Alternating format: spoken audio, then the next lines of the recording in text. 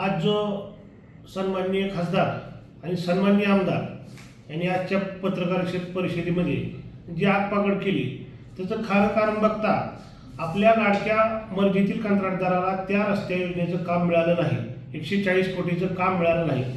केवळ त्यामुळे त्यांनी आज जो पापड केलेला आहे, वारंवार प्रशासकीय यंत्रणेवर दबाव आणून, वारंवार मुख्याधिकारी यांच्यावर दबाव आणून ते काम लाडक्या गुत्तेदाराला म्हणजे संभाजीनगरच्या त्यांच्या एका लाडक्या गुत्तेदाराला देण्यासाठी ते वारंवार दबाव आणत होते. परंतु ते काम सदरील गुत्तेदाराला मिळाले नसल्यामुळे त्यांनी आज ही सगळी आगपागड केलेली आहे. पालिका तुमच्याकडे, आमदार तुमचे, खासदार तुमचे, तुम्ही राज्याचे प्रमुख नेते असताना सुद्धा शहरातील रस्त्यासाठी 1 रुपयाचा निधी तुम्ही आणू शकले नाही आणि तुम्ही आज जनतेच्या त्रासाबद्दल बोलत आहे. वास्तविक तुम्हाला जनतेच्या त्रासाची काळजी नसून तुमच्या लाडक्या कंत्राटदाराला काम न मिळाले याची काळजी तुम्हाला आहे.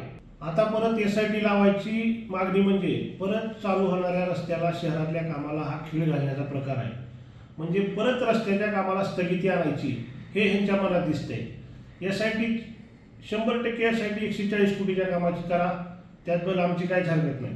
परंतु त्याचबरोबर धाराशिव बिंबळी उजनी रस्त्याच्या टक्केवारीसाठी 2 वर्ष काम कोण अडविलं? येरमाळा रस्ते, कळंब रस्त्याचं काम कोण अडविलं? पवनचक्कीच्या कामात कोणाचे हात काळे झालेले आहेत? कोणाचा भाऊ तेर तुळजापूर रस्त्याच्या कामात पार्टनर आहे, कोणाचा भाऊ बार्शी बोरफळ रस्त्याच्या कामात पार्टनर आहे, याची SIT चौकशी झाली पाहिजे.